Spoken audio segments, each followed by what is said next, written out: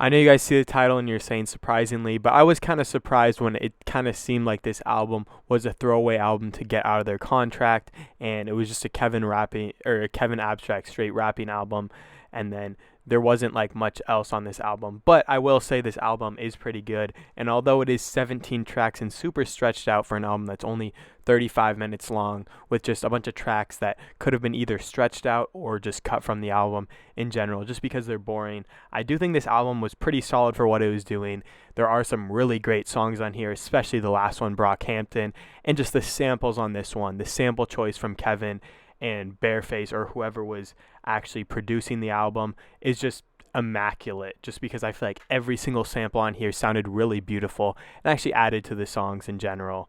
And just, I think they made this in the span of a week or whatever, and I just want to say a really big shout out to Kevin and whoever else was working on this album, because it is a pretty solid album for only being made in 7 days and just for being kind of an album to get out of the contract with. But here is a track by track one review.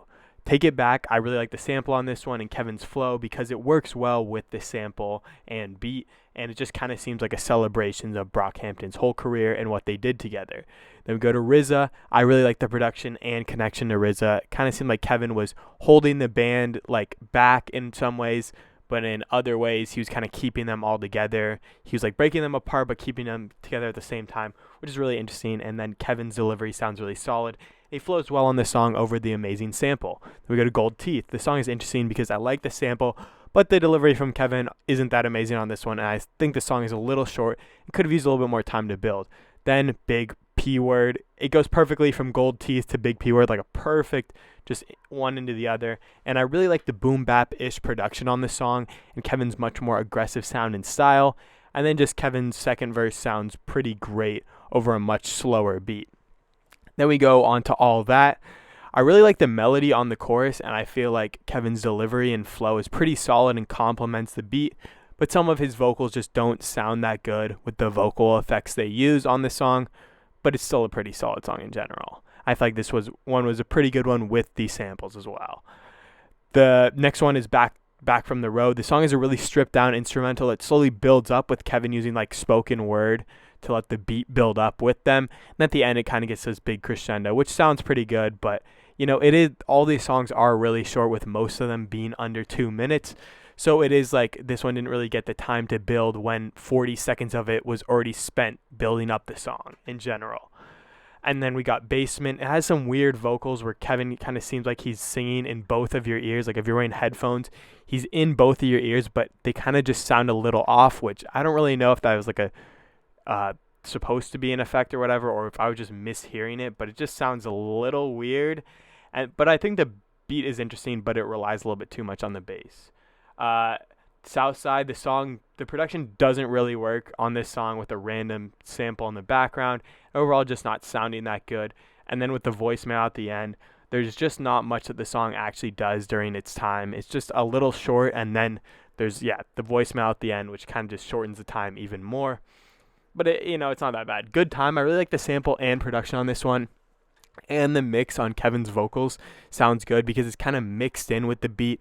So his vocals are kind of like this mid layer when the sample is kind of on top with those vocals, and then the beat and the production, everything else is on the bottom, which is really interesting because it's kind of weird to do that, but I think it sounds good, and I feel like it really gives this kind of angelic atmosphere created by the actual sample itself. Then we go to 37th. I like the slower type of song with a much more stripped down sound and a solid sample in the background, but I don't really like the vocal effects on the chorus, but it's not bad. Then we go to Boy Band. The sample again on this one is really good, and I just really like the aggressive style that Kevin brings on this song. It just sounds really good, and the production is kind of perfect in my opinion, just to complement Kevin's vocals, and the outro sounds pretty cool as well. Then we go to Any Way You Want Me. The song sounds like an older Kevin Abstract type song, like an older song with the production. Maybe, I don't know. I feel like there's a lot of like things it could be from, but I was kind of getting like 50s, 60s vibes, but then I was also getting like early 2000s kind of like indie rock type of vibes, which was, I don't know, it was pretty cool. And then I feel like the vocals on this one sounds really good, but then he goes from singing to spoken word, which I feel like kind of takes the song down a little bit. And I feel like the spoken word doesn't really work as well as the singing did. But I feel like this could be a cool, like, Kevin Abstract little solo thing where he does this kind of like indie rock type thing, because I thought it sounded really good, and I thought the singing just had a lot of potential. Then we go to The Family.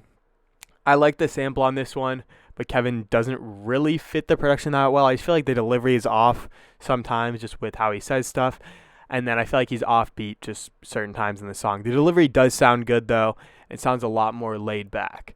Then we go to Prayer. The song is a lot more laid back and shows kind of everything that Kevin hates about his fame, and they just want everything to be like it was before they were such a famous band. I also really like the organ in the background. I feel like that is something that needs to catch on. Ever since listening to Kanye's Donda, I feel like an organ is such an interesting, and just like the atmosphere that an organ brings on a song really just needs to be something that artists just need to implement more into their music. I feel like it really works on this one, and just, yeah, the atmosphere that it builds on this one just sounds really amazing. Then we go to My American Life. I really like the acoustic guitar and the layered vocals from Kevin. It's a little short and doesn't really seem like a full song, but I do like the acoustic guitar sound for Kevin as well. I feel like him and just like a simple guitar can really, just sound well. And then the next one, the ending, perfectly segues in from My American Life, just a perfect transition, and it sounds really great. And then the sample is just absolutely beautiful on this one. I feel like Kevin's delivery and his vocals and everything, it kind of all works well in this song as well. And then last up is Brockhampton. This is just an amazing sample, and then it's just a perfect way to kind of encapsulate all of what Brockhampton did. And just, I feel like this whole album is kind of just like Kevin's love letter, or not, maybe not love letter, but like his thoughts on the band. Like, he's the reason, I think, why he thinks the band ended, which, definitely could be true. They all wanted to move on to bigger things, but Kevin was the biggest one in that. And it shows that Kevin really loved, or like at least thought, each member of the band was important in their own way. And they did their own thing, and he wants them to each reach their own potential, because I feel like some of them definitely weren't being utilized as much as they could be on like Brockhampton versus their own music.